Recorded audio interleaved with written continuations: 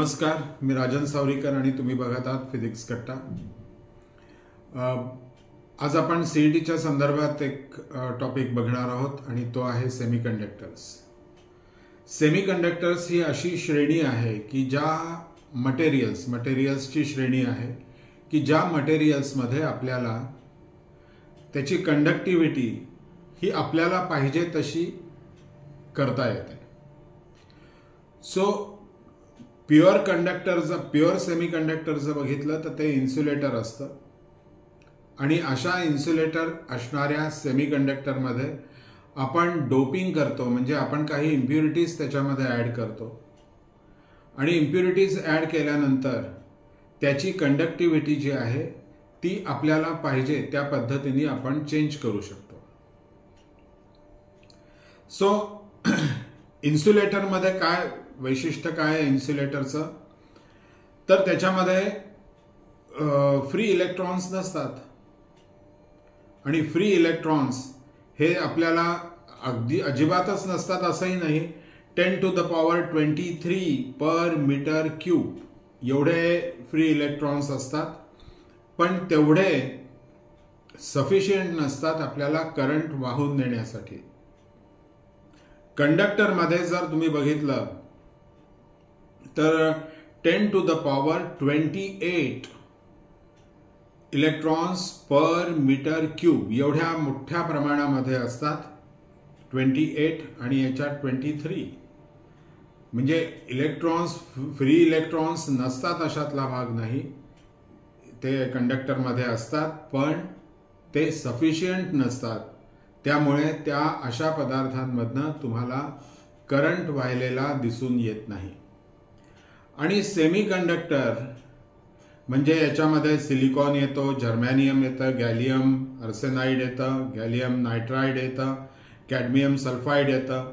हे काही अतिशय फेमस असे वापरले आणि खूप मोठ्या प्रमाणात वापरले जाणारे हे सेमीकंडक्टर्स आहेत। आणि त्याच्यामध्ये ना आपण डोपिंग करतो आणि त्यामध्ये इलेक्ट्रॉन्स कृत्रिमरित्या त्याच्यामध्ये पॉझिटिव्ह चार्जेस आणि कृत्रिमरित्या त्याच्यामध्ये निगेटिव्ह चार्जेस हे आपण अशा पद्धतीने अरेंज करतो की आपल्याला पाहिजे त्या पद्धतीची कंडक्टिव्हिटी मिळावी।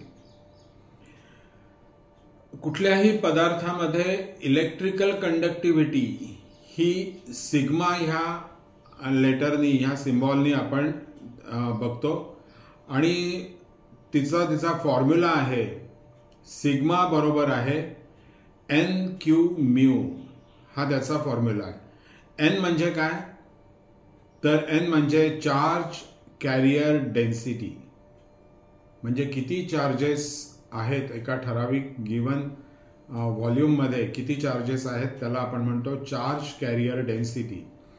Q हा काय आहे की त्या कॅरियरवर असणारा चार्ज आणि म्यू आहे मोबिलिटी ऑफ द कॅरियर, म्हणजे त्या कॅरियर्सची मूव्ह होण्याची कॅपॅसिटी, याला आपण मोबिलिटी किंवा म्यू असं म्हणतो।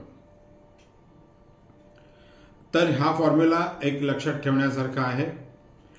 सिल्वरची कंडक्टिव्हिटी ही सगळ्यात जास्त असते आणि टॅफ्लॉन ही सगळ्यात कमी असते आणि याच्यामध्ये मग बाकी जर्मेनियम वगैरे हे याच्या दरम्यान येतात सगळे।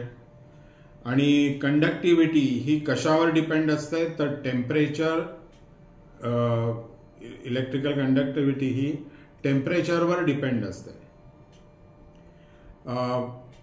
इलेक्ट्रिकल कंडक्टिव्हिटी जसं जसं टेम्परेचर आपण वाढत जातं तसतसं त्याची इलेक्ट्रिकल कंडक्टिव्हिटी ही कमी कमी होत जाते।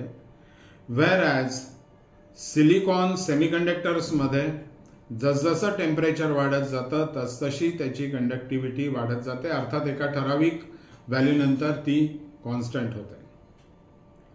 सेमीकंडक्टर्सचे किती प्रकार आहेत, तर टोटल 3 प्रकार आहेत। एलिमेंटल सेमीकंडक्टर्स, कंपाऊंड सेमीकंडक्टर्स आणि ऑर्गॅनिक सेमीकंडक्टर्स असे हे प्रकार आहेत।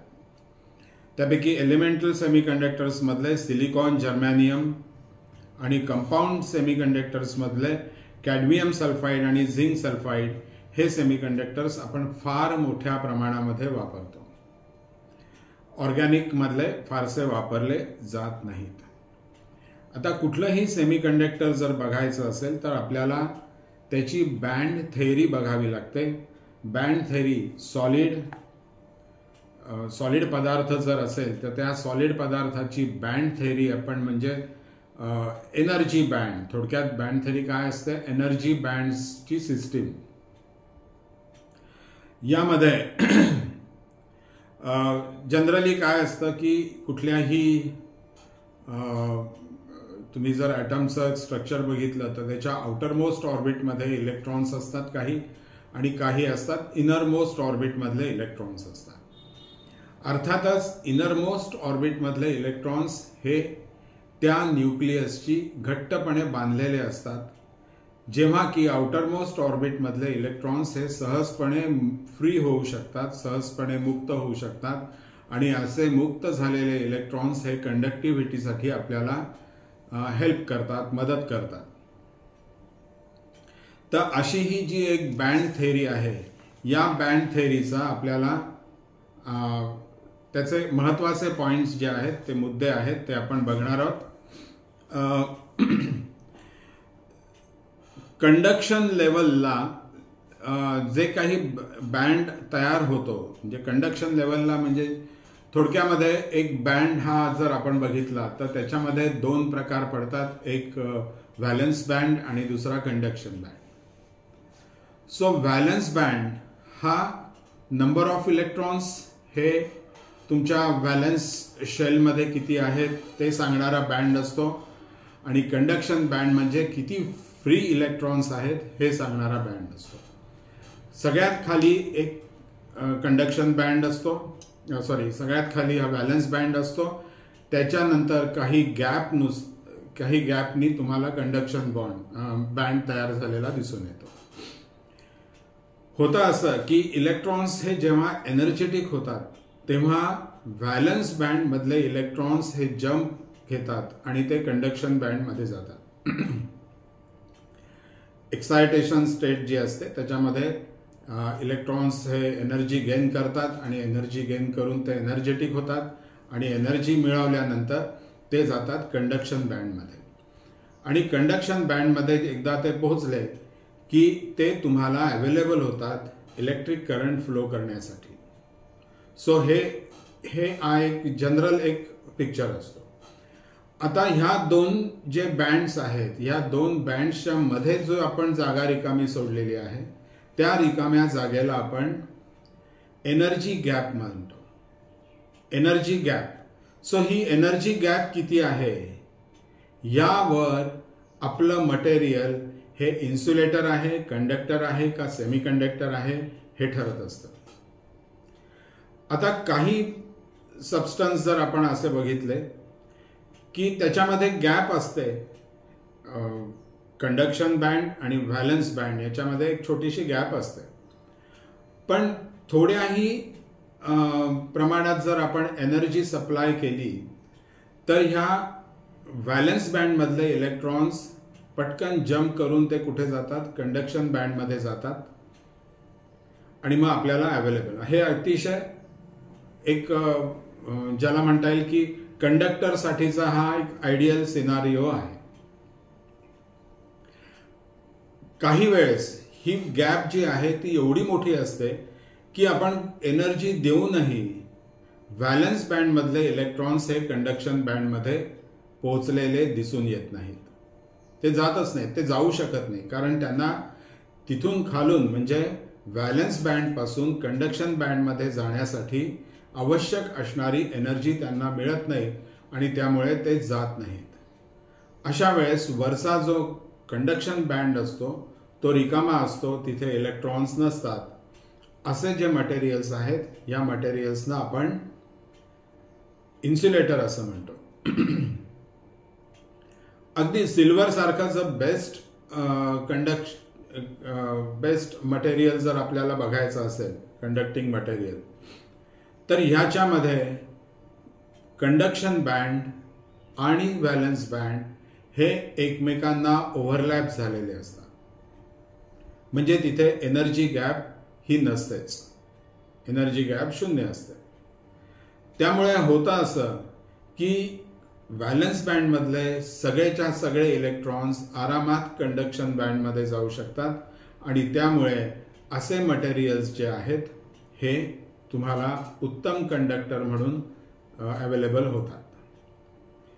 म्हणजे काय, त्याच्यामध्ये महत्त्वाची बाब कुठली आहे तर ती म्हणजे ही एनर्जी गॅप. एनर्जी गॅप जर मोठी असेल तर तुम्हाला काय मिळतं, इन्सुलेटर. एनर्जी गॅप नसेल किंवा अगदी 0 असेल तर तुम्हाला मिळतात कंडक्टर. आणि ही एनर्जी गॅप समजा 1.2 किंवा साधारणतः म्हणजे 0.1 पासून ते 1.1 पर्यंत जर व्हेरी होणारी असेल, इलेक्ट्रॉन वोल्ट एवढी जर व्हेरी होणारी असेल तर ते पदार्थ जे आहेत हे आपल्याला सेमीकंडक्टर्स या श्रेणीमध्ये ॲड झालेले दिसून येतात. आता सेमीकंडक्टर्स जर बघितलं आपण तर ॲब्सोल्यूट 0 टेम्परेचरला ह्या सेमीकंडक्टरचे सगळे इलेक्ट्रॉन्स टाईटली बाउंड असतात टू द न्यूक्लियस. त्याच्यामुळे कुठलेही इलेक्ट्रॉन्स तुम्हाला अवेलेबल नसतात. आणि हे जेव्हा अवेलेबल नसतात तेव्हा अर्थातच तो पदार्थ हा आपल्याला इन्सुलेटर म्हणूनच आपल्यासाठी तो काम करत असतो. त्याचं जर तुम्ही वैशिष्ट्य बघितलंय तर ॲब्सोल्यूट 0 टेम्परेचरला तो काय काम करतो तर इन्सुलेटर म्हणून काम करतो. असा जर पदार्थ आहे हा आपण रूम टेम्परेचरला आणला तर त्याच्यामध्ये थोडीशी कंडक्टिव्हिटी आपल्याला मिळू शकते. म्हणजे रूम टेम्परेचरला आलं की टेम्परेचर वाढतं आणि ॲब्सोल्यूट 0 पेक्षा अर्थातच जास्त असतं.